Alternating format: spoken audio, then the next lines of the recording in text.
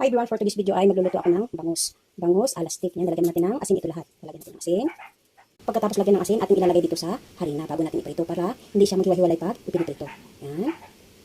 Tingnan lang natin, diba? Yan, ipiprito na natin ngayon. Lalagyan na tayo ng cooking oil. Painitin na natin. Yan, pupwede na natin ngayon iprito. Babalik tayo natin. Yan, dito na, pupwede natin. Okay. Tingnan lang natin yung iba.